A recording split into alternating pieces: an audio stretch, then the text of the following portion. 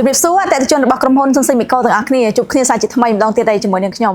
នៅក្នុងវីដេអូថ្មីថ្ងៃនេះខ្ញុំសូមមកណែនាំបងប្អូនទាំងអស់គ្នាឲ្យមកស្គាល់ជាមួយនឹងម៉ាស៊ីនត្រជាក់ប្រភេទចាប់ជញ្ជាំងស៊េរីថ្មីរបស់ ម៉ាក Akira ដែលជាម៉ាស៊ីនត្រជាក់គុណភាពរបស់ប្រទេសជប៉ុននិងមានទំហំចាប់ពី1សេស1សេសកន្លះ2សេសនិង2សេសកន្លះម៉ាស៊ីនត្រជាក់ប្រភេទចាប់ជញ្ជាំងរបស់ Akira នេះដែរគឺមានបំពាក់ជាមួយនឹងមុខងារពិសេសជាច្រើនដែលធ្វើឲ្យបន្ទប់គេងរបស់លោកអ្នកទទួលបានខ្យល់ត្រជាក់គ្រប់គ្រាន់និងមានផាសុកភាព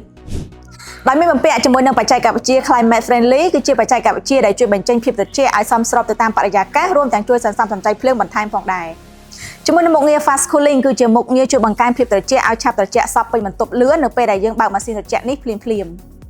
ម៉ាស៊ីនត្រជាក់ប្រភេទចាប់ជញ្ជាំងរបស់ Akira នេះដែរនៅពេលដំណើរការវាក៏មានជាមួយនឹងភ្លើង LED ដែលលុតបង្ហាញពីការដំណើរការនៃម៉ាស៊ីនត្រជាក់ឬក៏មុខងារផ្សេងៗនៅលើផ្ទៃខាងមុខនៃម៉ាស៊ីនត្រជាក់នេះតែម្ដង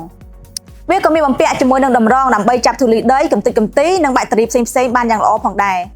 ដោយម៉ាស៊ីនត្រជាក់ស៊េរីថ្មីរបស់ Akira មួយនេះគឺប្រើប្រាស់ជាមួយនឹងប្រភេទ Gas R32 ដែលជួយការពារនិងមិនធ្វើឲ្យប៉ះពាល់ដល់បរិស្ថាននោះឡើយម៉ាស៊ីនត្រជាក់របស់ Akira មួយនេះដែរស្លាបព្រារបស់វាគឺអាចរេបាន4ទិសផ្សេងគ្នាលើក្រោមនិងឆ្វេងស្ដាំដែលធ្វើឲ្យបញ្ចេញខ្យល់ត្រជាក់បានសព្វពេញបន្ទប់តែម្ដងម៉ាស៊ីនត្រជាក់ប្រភេទចាប់ជញ្ជាំងរបស់ Akira នេះដែរគឺមានពីរប្រភេទមានជាប្រភេទ Inverter ដែលជាមុខងារជួយសន្សំសំចៃភ្លើងបានរហូតដល់ 40% និងប្រភេទគ្មាន Inverter ដែលអនុញ្ញាតឲ្យលោកអ្នកអាចធ្វើការជ្រើសរើសយកទៅប្រើប្រាស់ទៅតាមទីតាំងជាក់ស្ដែងបានផងដែរបន្ថែមពីលើមុខងារ Inverter ម៉ាស៊ីនត្រជាក់ប្រភេទចាប់ជញ្ជាំង Akira មួយនេះក៏មានជាមួយនឹងមុខងារជួយសន្សំសំចៃអគ្គិសនីបានបន្ថែមជាមួយនឹងមុខងារ Reduce Energy Cost ចំពោះកញ្ច្រែងត្រជាក់របស់ម៉ាស៊ីនត្រជាក់ ម៉ាក Akira មួយនេះដែរគឺមានស្រោបជាមួយនឹងសារធាតុ Golfin ដែលធន់ទៅនឹងអាកាសធាតុមិនច្រេះមិនសឹករិចរើទោះបីជាយើងប្រើនៅតំបន់មាត់សមុទ្រក៏ដោយ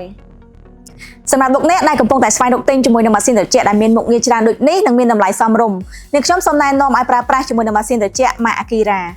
ហើយបងប្អូនទាំងអស់គ្នាក៏អាចធ្វើការស្វែងរកទិញបាននៅគ្រប់បណ្ដាសាខាទាំងអស់របស់ក្រុមហ៊ុន Sunshine Micro សូមអរគុណសម្រាប់ការតាមដានទស្សនានៅវីដេអូជួបគ្នានៅវីដេអូក្រោយ